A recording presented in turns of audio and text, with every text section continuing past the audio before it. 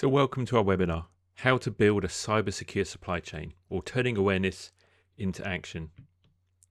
Now, over the past year, cybersecurity has shifted from being an IT concern to being one of the defining business risks for every organisation in the UK. The National Cybersecurity Centre's annual review for 2025, released just a few weeks ago, paints a clear picture. Cyber threats are increasing in scale, they're increasing in sophistication, and in their impact on the everyday operations of British businesses. We've seen major disruptions this year to retailers, to manufacturers, to logistics companies, even local councils, all caused by cyber incidents that didn't just hit one company, but they spread through their supply chain. The NCSC is calling this the new normal. Now, more than half of the incidents they investigated in the past year involved a supplier or a third party. Yet only 14% of UK businesses have reviewed the cyber risk of their suppliers in the last 12 months, which means 86% are still trusting their supply chain completely blind. It's a leap of faith. So if you're a procurement or a supply chain professional, that's a serious challenge, but it's also an opportunity because increasingly large organisations are setting clear expectations. Now, if you want to stay in our supply chain, you need to prove your cyber resilience. And this is why supply chain is the new focus. The government and the NCSC are now urging all large organisations, especially those in critical sectors and in public procurement, to promote the cyber essentials and the ISME cyber assurance standards across their supply networks. Now, this isn't about red tape, it's about trust. When one weak link can disrupt the entire supply chain, buyers need confidence that everyone they rely on is meeting a recognised standard. So for suppliers, it's no longer optional. It's the new baseline for doing business. And if you're a buyer or a supply chain manager, you're under pressure to identify cyber risks across potentially hundreds or even thousands of suppliers. If you're a supplier, you're under pressure to demonstrate that you're someone it's safe to do business with. And both sides are facing the same problem. It's a lack of visibility and a lack of capacity to manage that risk. Now, the NCSC review puts it very bluntly. They said, despite an increasing trend in supplier-based breaches, just 14% of UK businesses have reviewed the cyber risk of their immediate suppliers in the last 12 months. Now, this is often down to a lack of capacity, capability, and the tools within the buying organisations. So that's the gap we're here to close today. Because while everyone now understands that supply chain security really matters, very few organisations have practical or efficient ways to turn that awareness into action. Well, my name is Mark. I'm the founder and CEO of Cool Waters Cyber. We're an award-winning cybersecurity business. We're based in the UK. We serve clients globally, and we help firms secure their businesses through recognised cybersecurity certifications and secure their supply chains. And cybersecurity certifications, they apply to any industry. They're industry agnostic. But as a firm, the team that we have at Cool Waters, we have particular experience in some sectors, in construction, in tech startups, in education, finance, and medical tech and pharma. So we can bring some really practical experience over and above for those clients that we have in those particular sectors. Okay, so let's talk about how do you manage supply chain risk. So what I'm going to do, I'm going to share our methodology that we use when we're managing supply chain risk and supplier due diligence on behalf of our customers. So feel free to make notes. I'm happy to share the slides with you afterwards if you want to ping me a message. So it starts off with our risk-based approach, and it's a simple 5-step process. First of all, we define some risk profiles. High, medium, critical. It ensures a means of categorizing suppliers' consistency. Then we go through and we look at our suppliers that we have. We assess their criticality. We ask, how essential or replaceable are they? That allows us to focus and prioritise our efforts. And one of the ways we can do this is by analysing spend. Yeah, it really speeds up prioritisation. The suppliers you spend the most money with are probably your most important suppliers. And then we apply some tiered due diligence. We're matching our requirements against the risk level, so it's proportionate. And finally, you've got to monitor and you've got to reassess, because all of these certifications, they are annually renewable. So we've got to track those renewals, we've got to track the updates, we've got to understand how our use of that supplier is evolving over time. Are they becoming more or less critical? It allows us to keep our assurance current. Because when it comes to managing risk, one size does not fit all. So let's get practical. So we start off by defining what we call our risk profiles. And typically we'll say high, medium, low, and critical. But remember, this is just an example. You might have more or you might have fewer based on the needs of your business. And actually, once you start working through the process with a couple of suppliers, it soon becomes clear if you're going to need to adjust the process, you're going to need to adjust the number of categories to suit your unique situation. So these categories help you group suppliers according to the potential impact that they could have on your organization if something went wrong. So each profile describes not just how much risk exists, but what kind of risk it is. So as I say, we've got a simple 4-level scale in this example: low, medium, high, and critical. But they all have a very different meaning. So a low risk supplier is someone who can cause some inconvenience if something went wrong, but actually you'll just fix it and you'll move on. Someone who's bringing a medium risk means actually it could be a noticeable problem. It might even be embarrassing, but you can recover from it quite quickly. High risk means there's a real danger to your operations or to your reputation. It could cost you some serious money to fix it, or actually even cause some regulatory trouble. And then you've got critical risk, which is that kind of existential danger. It's the kind of failure that puts people's lives in danger, or the very existence of a business gets put at risk. So by defining these levels clearly, it means we can apply some proportionate due diligence. We're not over-engineering controls for low-impact suppliers. We're focusing our attention where the consequences truly matter. And in line with the NCSC's latest guidance, we also look at 3 core dimensions of supply risk. And this is data risk. So if a supplier is handling or storing or processing your data, even if they're processing on your behalf, accountability under UK law still stays with you. Okay, so that's one type of risk, one lens you can look with. Another one is operational risk. So this is where an outage or a cyber incident affecting that supplier would directly disrupt your day-to-day operations. So think kind of logistics suppliers, people providing essential daily deliveries of stock or parts. It might be an IT support or a cloud platform, or someone who you've outsourced a core business process to, like customer services, for example. If they're running your contact center on your behalf, that's an operational risk if they go down. And finally, we've got direct risk. This is where a compromise on that supplier's systems would give an attacker a direct route into your environment. So this might be an outsourced IT service provider. Yeah, we've seen that with Co-op, Marks and Sparks, Jaguar Land Rover. Yeah, they all use the same outsourced IT service provider. So if someone like that is managing your cybersecurity, or if you've got a software vendor who's got remote access in order to provide support, they represent a direct risk. So if they get compromised, they've already got keys to your kingdom, and that would allow the bad guys to walk straight in. So for each risk dimension, we can rate any given supplier against that risk profile: low, medium, or high, or critical. So just to use an example, you could have you start to build up a table, something like this. So for each of the different suppliers, is there data risk to high, medium, or low, operational risk, direct risk? And it starts to allow you to get a sense of which supplier is most important.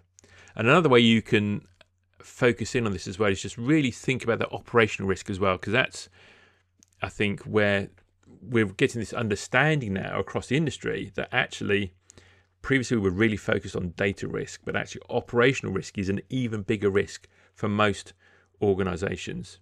Yeah, so once we've identified the type of cyber risk a supplier introduces, the next question is how critical are they to our business? And it's not just about how big the supplier is, it's about how much their failure could affect your operations, your customers, and your reputations. So to bring some structure to this, we use a 4-category criticality scale. Easy for you to say. That combines these 2 dimensions. One is the business impact. How badly would we be affected if that supplier failed? And 2 is market availability. How easy would it be to replace them if they did? And that then allows us to have a kind of very simple matrix like this. So you can identify your strategic suppliers are those people where the risk is high, but the value is high as well. Yeah, they're providing a critical or a core service to your business. Maybe there's no alternatives. Maybe it might take a year to replace them because of the nature of the work that they do. So actually, you understand that those guys present a really high level strategic risk.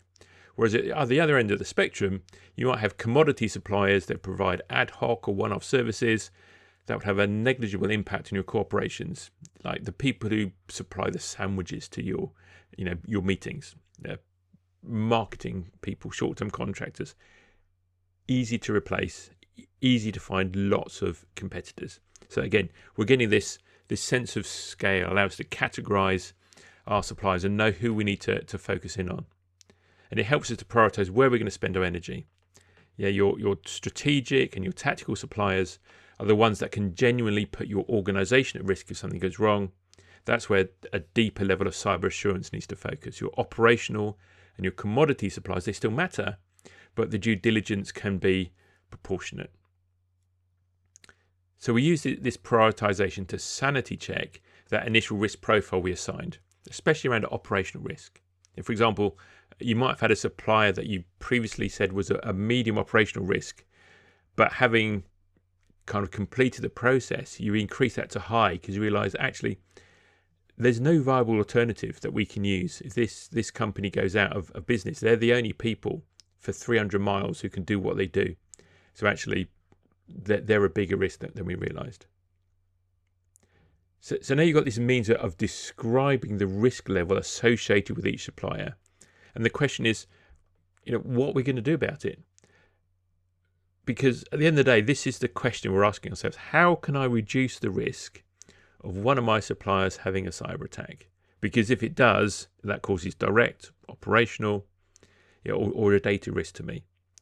We want the suppliers to have good cybersecurity, but what does good cybersecurity look like? What's the definition of good? We don't want to waste time reinventing the wheel. So fortunately, the government has solved this for us. They did it over 10 years ago. And let me introduce you to our friend Cyber Essentials. Cyber Essentials is one example of a cyber certification, but it's an independent definition of good cybersecurity. And as with all things, there are levels to this, like Olympic medals, bronze, silver, and gold. And in the world of cybersecurity, Cyber Essentials is a bronze medal. The cyber certs range. You've got Cyber Essentials, like your entry level certificate, is your gateway drug, if you like. Then you have Cyber Essentials Plus, which is the audited version. Cyber Assurance, which brings in kind of more risk management, business continuity, GDPR compliance stuff. And then you've got the gold standard, which is ISO 27001. But what you can then do is that you can plug those different certifications into our risk levels, and it gives us a very simple matrix that we can understand that for any given risk profile of a supplier, this is the certification we need to ask for. Our low risk suppliers, we want to ask for Cyber Essentials.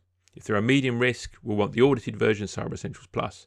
Maybe actually, if they're also processing a lot of our data, we're going to bump that up to a high. We're going to ask for Cyber Assurance or ISO 27001 because those standards include data protection clauses. Now, this is just one example of how this might work out. Each business or project has their unique situations. They'll come up with their own risk ratings here, and when we run this on behalf of our clients with our managed supply chain service, we run a workshop with the key stakeholders and we end up quantifying all of these and defining them all for you. So now we've got our risk profiles defined, it's time to start mapping our suppliers against them. So where do you start? Well, you probably intuitively know a couple of the absolute key suppliers for your business or your project. But otherwise, a very practical tip is just to use spend data as a proxy for importance. Yeah, in most organizations, the top 20% of suppliers by spend probably account for 80% of operational dependency. Yeah, Mr. Pareto turns up everywhere, doesn't he? So even before you've got a perfect risk model, start by looking at where does the money go. Those are the suppliers where you'll probably get the most impact and actually have the most leverage by asking them to invest in stronger cyber assurance. And now actually the slog starts, because you've got your prioritized list of suppliers, started with critical and highs, and the ones that you spend the most money with. Then it's time to start engaging with those suppliers, asking them what certifications they have in place, tracking this in a bunch of spreadsheets where suppliers don't have the required cert. Then you're going to be telling them to go and get one, or maybe you're going to have to create a manual questionnaire so you can do your own due diligence on them. And once you've got all that information, all those surveys, those spreadsheets, those certificates or emails, you're going to have to start managing them. And you're going to be chasing responses, checking expiry dates, verifying certifications, recording who's approved, who's not approved, and then repeating the whole thing every month to make sure that those expiring certifications are getting renewed. Now, if you've got a handful of suppliers, that might be manageable as a manual exercise. But if you've got dozens or hundreds, it becomes a full-time job. And often in many organizations, it's split across your procurement team, your compliance team, and actually your IT team, because you need some cyber nerds to help you understand some of the answers coming back from your suppliers. And because it's also manual, what happens? We tend to fall behind and the data quickly gets out of date. Or you could use a system like CyberSwift designed to simplify and manage the supply chain risk process. So if you'll indulge me for 5 minutes, let me just explain how CyberSwift makes life easier. So when you first log into the supplier portal, this is what you see. CyberSwift is developed by us at Corewater Cyber, and it's our unique system for managing cyber certifications and supply chain security. And you'll see how these two things link together. So you start off, you've got a dashboard like this, and you can see the number of suppliers you've got, what your compliance level are, who's expiring, and allows you to dive in and see who's not compliant. You can also look at a detailed view and see all of your suppliers listed there, what their risk profile is, and whether or not they're compliant. So as a supply chain manager, you can look here and you see this data, and it's always up to date. No more spreadsheets full of stale data. And at the heart of CyberSwift is those risk profiles that we talked about. So you can see here is the definitions that they're unique to you as an organization. And working with us, we've said, okay, what are the required certifications that we're looking for against each of those suppliers? And you can have as many or as few risk profiles that make sense for you as a business. It's all completely customizable. So let me just give you a practical example. Imagine that you decided to work with Corewater Cyber, and they're going to be a new supplier for you on a project. So you start off, you click on add a new supplier, and you type in a means of identifying that supplier, either their company registration number. It's probably the most accurate thing to do. Or if you don't have that to hand, just look at their website. That's going to be unique to that organization. So you search for the supplier, and in this example, CyberSwift says, oh, I know all about Corewater Cyber. They're already there. So you can just click through and say, yeah, that is the person I'm really talking about. Please make them a supplier, add them to my supply chain. And the details are already there. Basic company information is all public domain, including the certifications that they hold. So if a supplier is already used by CyberSwift, if they've uploaded their own details or another organization has already added them, you don't need to duplicate that work. Yeah, we add the supplier, we can see their record, and we can see here that they've already got a number of valid certifications. All I need to now do is assign the unique risk profile for my organization. Yeah, we say that they're a medium risk. We've done that work. And actually, we can see that they've already got the required certifications that they need. They've already been validated by the team at CyberSwift. My work here is done. That supplier is fully onboarded. I don't need to talk to them. Haven't had to ask them to fill out a questionnaire. I haven't asked them to send me anything. Job is done. Nice and easy. What about a brand new supplier who's never used CyberSwift? What does that journey look like? Well, let's add this fictitious company, Anchor Environmental. Let's add them into CyberSwift. The system says, well, I've never heard of them. Would you like to create a new supplier? So that's what we do. We put their details in, we click on create supplier, and we assign them a risk profile. And the system says, oh, okay, well, you've said that a low risk supplier needs to have Cyber Essentials. Okay. So what happens next is completely up to you. Either CyberSwift can email that supplier on your behalf, automatically invites them to log in, set up an account, or you might want to engage with them outside.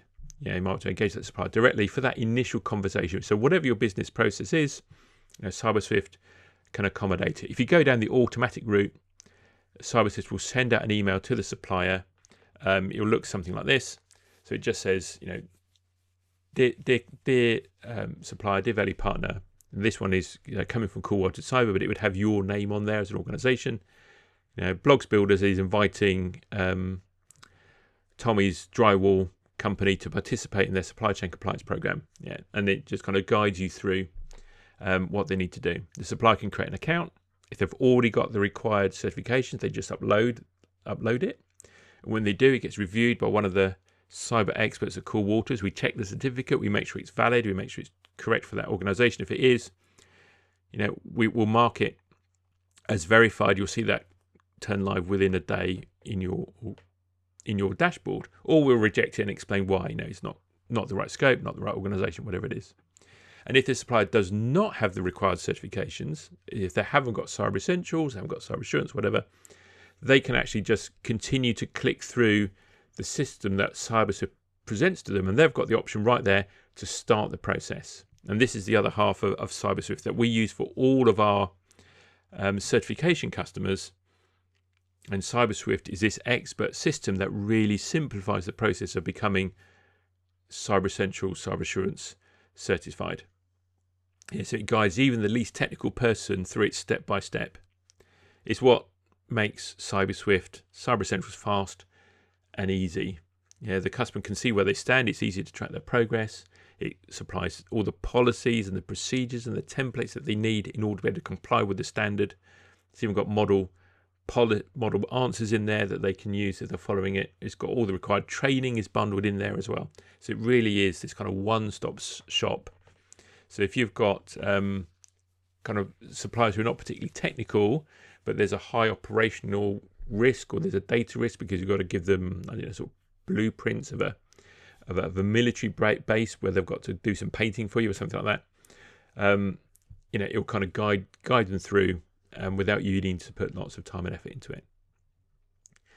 And once the supplier's completed their certification in CyberSwift, then it automatically updates their certification status to say that they now have Cyber Essentials and they have Cyber Assurance, and that just ripples instantly across all the different supply chain dashboards of people who are working with that supplier. And if you don't want to get involved in the detail of the process, then you've got the option for Coolwater, I would take the whole process on for you. This is our managed supply chain service. We engage with the suppliers for you. We train them. We get their certs uploaded. We guide them through the certification process from beginning to end. All you've got to do is log in to your dashboard and watch those numbers magically improving themselves every day. And what we're also seeing actually with some larger projects and strategic organizations, they're choosing to invest and seed cyber resilience into their supply chain. And they're doing this by subsidizing or even completely paying for their suppliers' certifications through the CyberSwift platform.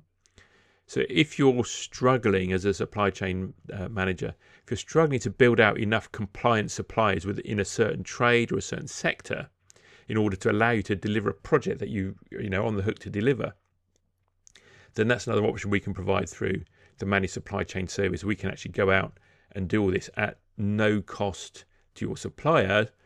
We're kind of doing it on their behalf. So the CyberSwift supply chain portal, it allows you to manage or outsource cyber due diligence, which actually is one of those things. It's an admin heavy task, but it's also quite a technical task. So it can be hard to find the right skills within your organization to want to do that. People who got into cybersecurity because they like doing technical stuff tend not to like doing admin and spreadsheets.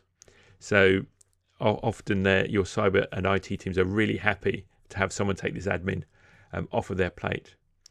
Cybersecurity gives you this always up-to-date, real-time view of where risk is sitting in your supply chain. And you see some really big efficiency gains because of this shared supplier database. Once a supplier is certified with any of their customers, anyone else who's working with that supplier gets to see that instantly. I mean, this information is all public. What certification someone has, the company information, it's all public domain anyway. All we're doing is organising it and making it more efficient to use. So that's the process we follow. That's how CyberSwift automates it. Any questions?